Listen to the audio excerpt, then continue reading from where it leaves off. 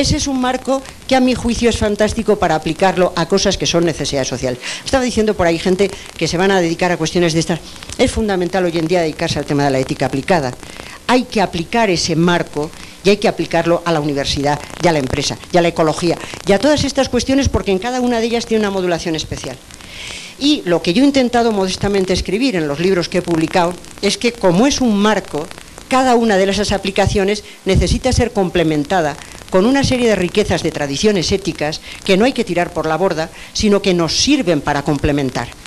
Y ahí hemos trabajado muchos en tomar el modelo aristotélico para la cuestión de la ética de las actividades, y ahí hemos tomado una serie de modelos y van resultando rentables porque ese marco de justicia es fundamental.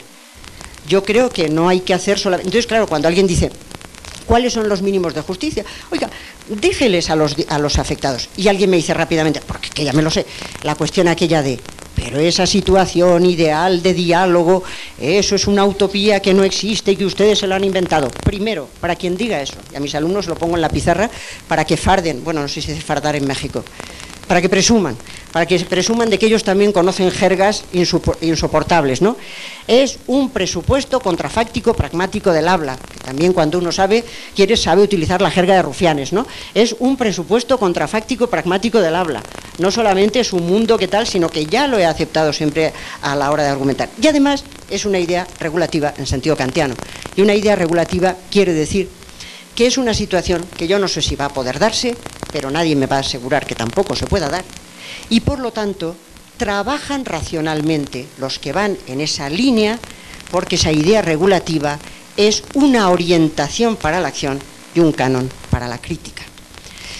Ese modelo de ética que he explicado muy sucintamente es al que nos hemos apuntado muchos de nosotros porque nos parece enormemente adecuado para la transformación social en una sociedad de nuestro tiempo, en la que nos damos cuenta de que posiblemente el conflicto no sea beneficioso para los más débiles, pero sí que debe serlo un diálogo radical que se tome en serio que son todos los afectados los que tienen que ser tenidos en cuenta, porque ser pobre hoy en día y ser excluido quiere decir ser ese interlocutor potencial que nunca será real, que nunca será actual, y por eso hay que pasar a que esos interlocutores que tienen todo el derecho a expresarse pasen de ser interlocutores potenciales a ser interlocutores actuales, que se puedan expresar, y yo creo que ese es el gran motor de la historia.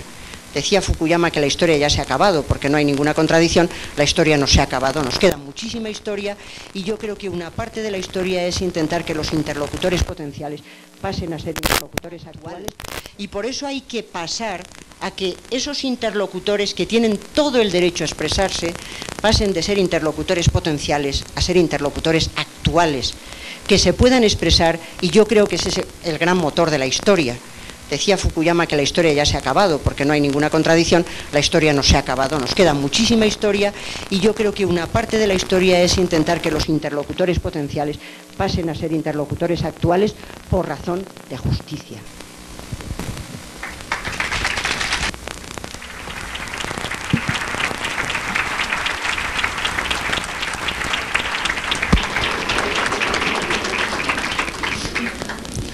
Bueno, yo creo que el diálogo se está realizando muy bien. Y yo querría insistir primero en las coincidencias, porque puede parecer que hay una oposición. No, primero en las coincidencias. Y coincidencias que, por ejemplo, para México son todavía como revolucionarias u utópicas. Pues decir, cuando Adela habla para una España posfranquista de la necesidad de una ética cívica, ¿qué decir en México? Que estamos todavía, como decía aquel autor que fue muy mal recibido, ¿te acuerdan? Vargas Llosa, que dijo la dictadura perfecta. Así que esto todavía es algo más elaborado que el franquismo, porque parecería que no fuera. Entonces, una ética cívica con un principio democrático, de una participación simétrica a los afectados, dense cuenta, para México, pues, después de muchas cosas vamos a llegar a ese nivel. Entonces yo en eso aplaudo completamente y estoy de acuerdo. Pues decir que es verdad que yo en mi síntesis no expresé quizás algunos aspectos que ella ha completado, pero de los que yo no desdiciría. Pero en cambio, sí volvería sobre el tema. Porque, primero, el dolor, pero cuidado, claro, que ver el dolor de la víctima, y esto lo hemos discutido con Apple, es ya haber interpretado el hecho. El dolor de la víctima no es un hecho empírico, el dolor. Es decir, yo voy y me tropiezo a una mesa, ¡ay, qué dolor en mi dedo gordo! No estoy hablando de ese. Estoy hablando del dolor de la víctima. Ah, entonces usted ya interpretó. Claro que está interpretado. Y eso fue una parte de la discusión con Fátimo. Él decía, no hay hechos, hay solo interpretaciones. Yo digo, hay hechos y siempre están interpretados. El que yo tenga dolor es un hecho, pero es un hecho tal que el sistema nervioso lo transmite a mi cerebro y yo sé lo que es un dolor porque ha tocado un centro y una cierta endoxina se ha derramado y siento dolor, a tal punto que si está muy cerquita el centro del placer, pues yo puedo ser un sadomasoquista porque tengo placer en el dolor. Es decir, que el dolor es un hecho, pero el asunto es interpretarlo. Pero decir que es el dolor de una víctima ya está interpretado. Entonces ya no es el puro dolor, primero. Y segundo, yo no dije que era un principio. No, el principio crítico es el que toma en cuenta el dolor, pero de la víctima. Justamente interpretar al dolor como victimario es lo que nos dijo Rigoberta Menchú en su librito, me llamo Rigoberta Menchú, y así me nació la conciencia ética. Y entonces ella muestra cómo pues era pobre, no tenía que comer y todo, y esto era la naturaleza de las cosas, por lo tanto no decía nada. El día que alguien empezó a decir que era fruto de una injusticia, el dolor fue interpretado como realidad de una víctima y al ser ya interpretado comenzó a funcionar como principio de un discurso. Pero en la materialidad de la corporalidad, es decir, nada menos que en la afectación del afectado. Es decir, Apple, muy rápido, no muy rápido, sino no tratado a fondo, yo no he visto a fondo tratado el tema, dice, el consenso es justamente por mediación de un argumento, lo clásico, que sea potencialmente científico, afectados. ¿En qué somos afectados? ¿En qué tenemos conciencia? En la invisibilidad de la afección. La mujer hace muy poco, su braguía inglesa empezaron a hablar, se dio cuenta que no podía votar en la conciencia de que una de su existencia corporal viviente, por su círculo viviente, era cada. Entonces, por una conciencia, con afección. Entonces, afectado, ya es un problema, saber quién es afectado. El gran tema, por eso estamos discutiendo, cuando los afectados tienen conciencia, o cuando la simetría lo sitúa fuera del discurso, por supuesto, la condición ideal, pero implica más. Apple, bastante crítico, dice, en realidad, nunca se logra una simetría perfecta. Si nunca empíricamente se logra una simetría perfecta, perfectamente el principio no se puede aplicar nunca. ¿Cómo hacemos para llegar a la simetría? Ese es el tema de una ética a la materialidad, porque el excluido descubre que es excluido radicalmente en su dolor, y en este punto estoy con vos esta mañana. Es decir, en el momento en que su vida se hace imposible, es que entonces empieza a preguntarse por qué, y la razón comienza a funcionar para explicar su exclusión. Entonces, la cuestión es, está sonando, hay un retumbe, yo me tengo que alejar, si no, no puedo hablar. Está bien, así. El problema es el siguiente, nosotros en América Latina, evidente, no hay problema, vemos que hay pobres, que México tiene 40 millones de pobres, y Amartya Sen con su línea de la pobreza ya puede hasta matemáticamente decirnos de qué se trata. ¿Por qué, por ejemplo, Habermas 2 veces, en la teoría de la acción comunicativa, pero ya antes en teoría y praxis, dice, para Europa el tema de la miseria ha dejado de ser el aspecto fundamental de la alienación? ¿Por qué? Y porque simplemente no lo sufre. Ahora, la invisibilidad del problema económico, yo creí que era la economía. Entonces por eso a Apple le dije que vamos a hacer una economía trascendental, si hay una pragmática trascendental, pero no era el problema de la economía, era el problema que estaba detrás de la economía, que la economía son estructuras muy directamente relacionadas a la reproducción de la vida. Entonces, hablar de alguien como pobre es víctima de un sistema material. ¿Puedo yo, éticamente, hacer un juicio universal y abstracto acerca de un sistema económico? ¿Es contra la pluralidad o contra el principio democrático? Yo me pregunto a priori lo siguiente: si un sistema comienza a producir como efecto no intencional, dice Adam Smith, pero como no intencional, un número intolerable de pobres, significa que el sistema ya no es, y cuidado, voy a decirlo, éticamente justo. ¿Y por qué voy a decir éticamente? Porque si yo tengo un principio material de la ética, además de uno formal, puedo decir que ahí no se reproduce la vida de manera distributivamente justa. Después podremos entrar a la discusión de cómo vamos a hacer el diagnóstico de esa injusticia y cómo sobre todo vamos a comprometernos para su superación. Entonces, a mí el tema de la materialidad no es directamente el de la felicidad. La felicidad es un modo de reproducir la vida, eso es particular. Pero que todos los modos de reproducir la vida, que se llaman felicidad, esté basado sobre el hecho de que soy vivo primero. Y que sobre él se fundan todos los proyectos de felicidad, pero también todos los derechos, en el fondo, materiales. Ese es el tema que me parece que no ha sido, porque no es lo que les interesa fundamentalmente. Y debo decir lo siguiente: para que los afectados excluidos puedan formar parte de una comunidad de la discusión, Axel Honneth nos habla de una lucha por el reconocimiento. Pero esa lucha por el reconocimiento lo van a hacer los excluidos antes de entrar a la comunidad de comunicación desde la percepción comunitaria de una misericordia acerca de ellos mismos que parte de su corporalidad negada y donde su razón comienza a encontrar las razones de esa exclusión. De tal manera que yo no niego nada de lo que ha dicho Adela. Lo que yo indico es que hay una, voy a decirlo de nuevo, visión reductiva de la materialidad que se lo deja en un proyecto de vida buena. Nadie puede dejar de tenerlo, ni siquiera el formalista, porque también tendrá un proyecto formalista de vida buena, pero ese no es el fondo. Tampoco los valores. No es que yo desprecie los valores. Los valores valen porque están en función de la vida buena y está a su vez en función de la reproducción de la vida. Es decir, que el fondo no son los valores ni la vida buena, sino la vida que se reproduce. Ahora, esto tiene importancia para poder tener un criterio material para juzgar sistemas históricos como por ejemplo el capitalismo. Entonces ahí yo intervengo desde este punto de vista. Marx, antes de una ética discursiva, estudia la estructura del capital y lo que le interesa no es lo que es el capital, sino por qué hay pobres y en gran cantidad.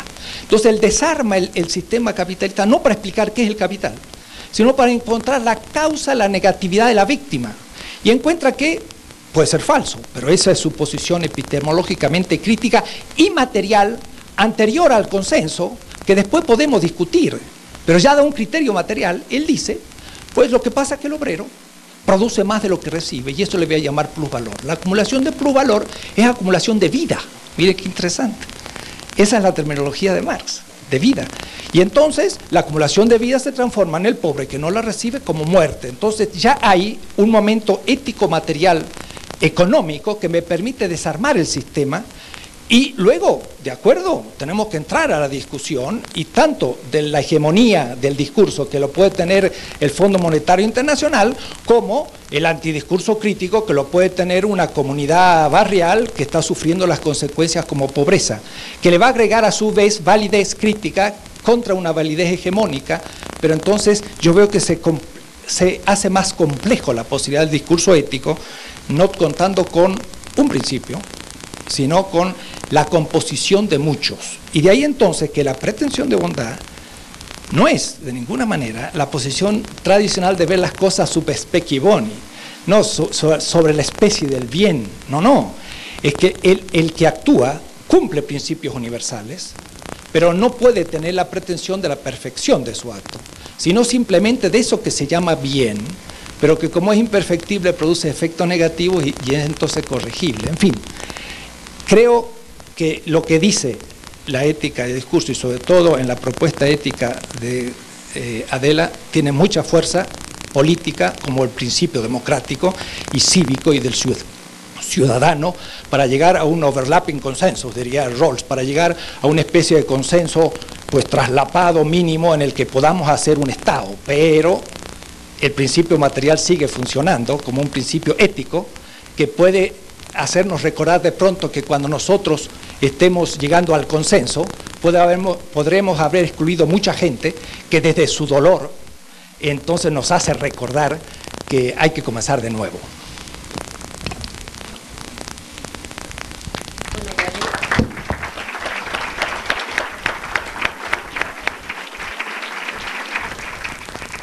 Me alegro mucho de que estemos básicamente de acuerdo en que la ética discursiva es una ética válida, porque entonces efectivamente es lo que yo pensaba, y eso me alegra mucho ver que empieza bien la discusión.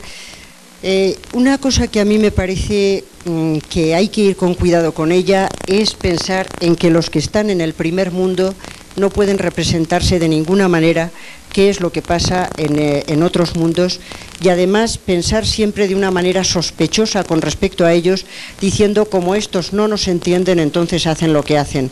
Mucho cuidado con esas sospechas, porque a veces no son tan ciertas. Desde el punto de vista de la ética del discurso, lo que se quiere decir brevemente es lo siguiente. ¿Han pensado ustedes alguna vez qué quiere decir que una norma es justa? ¿Lo han pensado? En esta vida hemos pensado muchas cosas, pero no las más básicas. Es verdad, te pones a preguntar a la gente y las cosas más elementales no te sabe contestar, porque al final acumulamos mucho saber, pero las cosas más sencillas no las sabemos. Todo el mundo critica a los demás de falta de ética, pero le preguntas a la gente, oye, ¿qué es la ética? Y nadie sabe lo que es la ética. ¿Qué querría decir que una norma es justa? En las democracias liberales nos hemos acostumbrado a que una norma es justa cuando ha seguido los procedimientos adecuados y, en último término, cuando se ha conseguido un cierto equilibrio de intereses de tal manera que la cosa no estalla. Y da la sensación de que una norma es justa pues cuando hay un cierto contrapeso, que nadie protesta, etcétera. Y sin embargo, eso es entender muy mal lo que queremos decir cuando decimos que algo es justo. Cuando alguien dice esto es justo, está pretendiendo en realidad, y si no, piénsenlo cuando se vayan a su casa, y cuando yo volveremos a comentar sobre si me dan la razón o no me dan, pues una norma es justa, acabamos pensando, cuando no satisface las necesidades y los intereses de un grupo, ni de dos grupos, ni de tres grupos, sino los intereses de todos los afectados por la norma. Eso es lo que quiere decir la ética del discurso, que una norma, para ser justa, no puede satisfacer solo las necesidades y los intereses de un grupo a otro, que es a lo que estamos acostumbrados en la vida política, a que se satisfacen los intereses de estos, pero los de los otros no, y entonces hay excluidos porque esto da más votos y lo otro da menos votos. Lo que dice la ética del discurso es que las normas que satisfagan intereses de unos grupos nada más no son justas, todavía no son justas, y hay que ir caminando para corregir esas normas que todavía no son justas. Por eso he dicho que esa situación ideal sencillamente es una orientación para la acción y un canon para la crítica. Todavía no es justa esta norma que no satisface los intereses universalizables. Y eso es lo que se quiere decir. Entonces, desde el punto de vista de ese sentido de la justicia, una pregunta muy simple. ¿Les parece a ustedes que el sistema económico neoliberal que tenemos ahora, desde el punto de vista de lo que querrían todos los afectados para satisfacer sus intereses, es justo? No, dice el público, como decía Vandrés, ¿te acuerdas en aquella? No, dice el público. Evidentemente, desde el punto de vista de esa concepción de justicia, que además tiene la ventaja de que es en realidad la que estamos manejando en nuestra vida cotidiana. Cuando uno dice que algo es justo, y lo está diciendo con fuerza, lo que está pretendiendo, y por eso lo dice con tanta fuerza, es que es justo porque a todos los afectados les parecería que eso es aceptable. Cuando digo afectados, lo estoy diciendo en el sentido de afectados, afectadas, es decir, mujeres y varones, indios y no indios, africanos y los otros, los estoy metiendo a todos ahí ya. Ya sé que hay su diversidad, pero estoy diciendo que mientras las necesidades y los intereses de los distintos sexos de los distintos pues no estén satisfechas, la norma es justa. Y que hay que ir caminando en ese sentido, y que en ese sentido pueden trabajar las mujeres, los varones, y puede trabajar absolutamente todo el mundo. Eso es lo que quiere decir básicamente la norma de la ética del discurso, y por eso a mí me parece que es una idea de justicia, en principio, que es la que en realidad tenemos cuando decimos esto es justo. Es en realidad lo que tenemos. Lo que pasa es que, como decíamos ayer, de las nociones que tenemos y de lo que decimos a lo que hacemos, hay un auténtico abismo. Y el problema está en el abismo, porque si a uno se le pregunta claramente qué quiere decir justo, contesta esto. Pero después el universo está lleno de gentes que jamás dicen qué les interesa, qué quieren, qué les preocupa. Y desde esa perspectiva, efectivamente, quien dice de algo que es justo o injusto, se está comprometiendo básicamente a elevar la conciencia de los que no tengan conciencia, a mover grupos que se pongan en marcha, por una sencilla razón, porque la ética no lo resuelve todo, no es la píldora de Benito, sino que la ética tiene que trabajar en contacto con los sociólogos, con los economistas, y entonces desde ahí vemos los diferentes grupos, qué se hace para despertar la conciencia en tal zona de México. ¿Qué se hace en España? Todos los países no son iguales. La manera de despertar la conciencia no es igual en todos los sitios y no hay ninguna ética que pueda resolver cómo se hace en cada sitio y además teniendo en cuenta que históricamente las cosas cambian. Ahí se necesita el trabajo de todos, pero ya tenemos un marco. El marco de que si a los afectados no se les deja participar, el marco de que si a los afectados no se les eleva las condiciones materiales y culturales, entonces ocurre que la norma está siendo injusta, porque no está siendo decidida en condiciones de simetría. Esa es una orientación, nadie dice que va a haber la situación, sino qué es lo que queremos decir cuando decimos de algo que es justo, y nuestro lenguaje nos compromete. Nuestro lenguaje nos compromete, porque yo no puedo decir que esto es justo y después no quererme comprometer con el lenguaje. Y entonces eso invita a trabajar comprometidamente, militantemente, en cada uno de los ámbitos para ver cómo se despierta la conciencia. Y entonces, ¿quiénes despertarán la conciencia? Pues unas mujeres que se les ocurrió hacerlo de una manera, los esclavos de otra manera, Espartaco hizo su revuelta, el otro hizo su revuelta, cada uno hace su revuelta y trata de ir despertando esas conciencias con un marco de justicia que a mí me parece que es un marco básico. Ya he dicho que a mí me parece que es solo un marco y que hay que completarlo, sencillamente porque entiendo que no solo es cuestión de justicia, sino que los seres humanos también quieren ser felices y que la felicidad hay que plantear